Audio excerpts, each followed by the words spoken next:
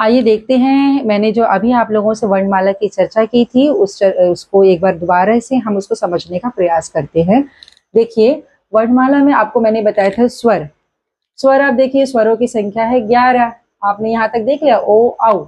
उसके बाद आप देखिएगा मात्रा। ये मात्राओं की चर्चा मैं अगले अंक में करूंगी। अभी आप देखिएगा व्यंजन।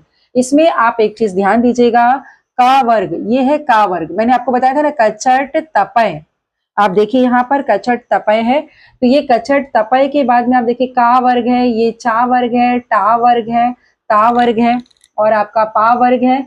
और अंतस्थ, ये जो य र लावा है, इसे अंतस्थ व्यंजन भी कहा जाता है। तो य र लावा ऊष्म, ऊष्म इसलिए कि ऊष्म गर्माहट आती है। तो श, पेट कटा श, धन श, हा, संयुक्त व्यंजन की संख्या 4 है। और मैंने आपको बताया था कि इसे उक्षिप्त व्यंजन भी कहा जाता है और द्विगुण व्यंजन भी कहा जाता है।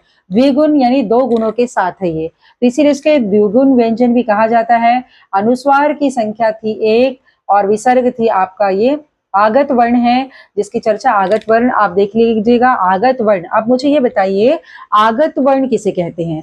कई लोग देखे होंगे कि आगत वर्ण क्या होता है। तो आगत वर्ण होता है जो दूसरी भाषाओं से हमारी हिंदी भाषा में, हिंदी देवनागरी लिपि में आ गई है।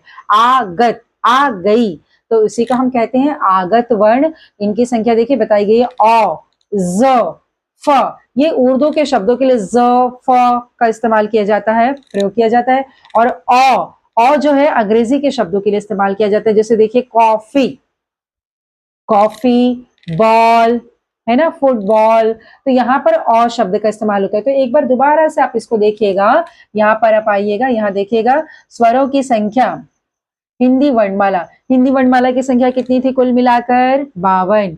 तो यहाँ पर ये है स्वर, स्वर की संख्या है यहाँ पर देखिए 11। उसके बाद है मात्राओं के बारे में, विषय में हम अगले अंक में चर्चा करेंगे। व्यंजन, व्यंजन की संख्या थी 33। 33 व्यंजनों की संख्या है जो यहाँ पर आकर समाप्त होती है। उसके बाद है आपका ऊष्म व्यंजन, जिनकी संख्या है 4, है ना। संयुक्त व्यंजन छ, त्र, ज्ञ, श्रा।